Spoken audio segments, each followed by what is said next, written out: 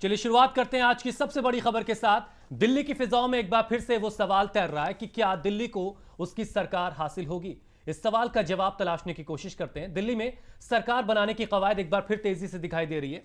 बताया यह जा रहा है कि कांग्रेस के 6 विधायक बीजेपी में शामिल हो सकते हैं। खबर यह भी है कि बीजेपी के वरिष्ठ नेता जगदीश मुखी को दिल्ली का मुख्यमंत्री बनाया जा सकता है। वो सबसे दौड़ में आगे चल रहे हैं और इस पूरे मसले पर अगले हफ्ते फैसला हो सकता है। इंतजार मोदी के वतन लौटने का हो रहा है। दिल्ली में बीजेपी सरकार बनाने की कोशिश में जुट गई है। सूत्रों के हवाले से बताया जा रहा है कि बीजेपी इसके लिए कांग्रेस के कुछ विधायकों के साथ अंदर खाने बातचीत कर रही है। खबरें ये भी हैं कि कांग्रेस के 8 में से 6 विधायक बीजेपी के साथ जाने को तैयार हैं। बताया ये भी जा रहा है कि कांग्रेस के विधायकों ने शर्त रखी है कि वो साथ तभी देंगे जब बीजेपी के वरिष्ठ नेता जगदीश मुखी को मुख्यमंत्री बनाया जाएगा। इस बीच दिल्ली बीजेपी के नए अध्यक्ष सतीश उपाध्याय ने फोकस न्यूज को बताया कि पार्टी विधायकों के साथ एक बैठक की गई है जिसमें एक फॉर्मूला तैयार किया गया है। हालांकि सतीश उपाध्याय ने फॉर्मूले के बारे में कुछ भी खुलासा करने से इनकार कर दिया। पार्टी और संगठन में किस तरह से समन्वय करना है, जो दिल्ली की समस्याएं उनको कैसे हमको आगे पहुंचाना है, ये अनेकों तरह की चीजें हैं। भारतीय जनता पार्टी की मंशा सरकार बनाना नहीं है। भारतीय जनता पार्टी की मंशा है कि किस तरीके से लोगों का ध्यान बांटा जाए। चाल, चरित्र और चेहरे की बात करने वाली बीजेपी के इस कदम की आम आदमी पार्टी ने जमकर आलोचना की है। पार्टी के प्रवक्ता आशुतोष ने इल्जाम लगाया कि बीजेपी दूसरे विधायकों को खरीदने की कोशिश कर रही है। उन्होंने दिल्ली के उपराज्यपाल से मांग की है कि विधानसभा को भंग किया जाना चाहिए। मुझे लगता है ये देश के लोकतंत्र का मखौल उड़ाया जा रहा है। संविधान के साथ एक बड़ा मजाक हो रहा है। इस विधानसभा को फौरन भंग किया जाना चाहिए। जोड़ तोड़ की सरकार बनाने की कोशिशों से ये तय है कि बीजेपी दिल्ली में फिलहाल चुनाव नहीं चाहती है। अगर कांग्रेस के 6 विधायक बीजेपी में जाते हैं तो अस्तित्व की लड़ाई लड़ रही कांग्रेस के लिए ये एक बड़ा झटका साबित हो सकता है।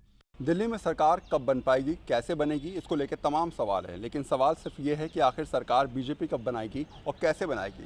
बीजेपी के तमाम एमएलए इस बात को ज़रूर कह रहे हैं कि सरकार बननी चाहिए, लेकिन हाँ, सरकार बनने के लिए गणित होनी चाहिए और उस गणित में सबसे बड़ा अहम रोल अदा करने के लिए कांग्रेस के विधायक तैयार नजर आ रहे हैं।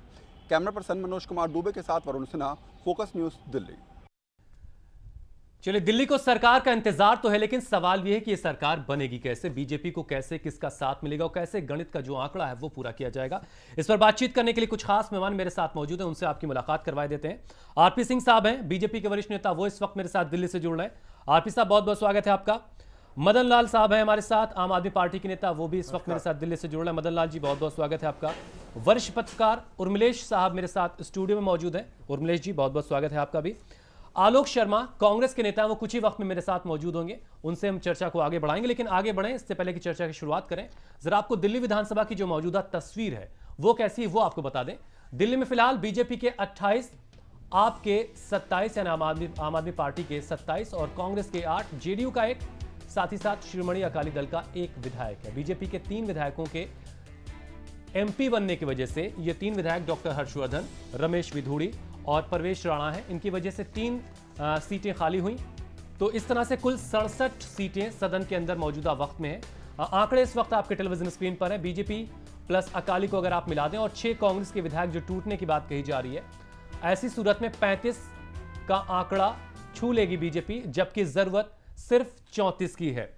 तो मैथमेटिकली यहां पर चीजें होती हुई दिखाई दे रही हैं, लेकिन किस तरह से यह मुमकिन होगा, आरपी सिंह साहब से इसकी शुरुआत करते हैं। आरपी सिंह साहब, बात कहां तक पहुंच चुकी है और दिल्ली का ये इंतजार जो है सरकार का, वो कब तक खत्म हो सकता है?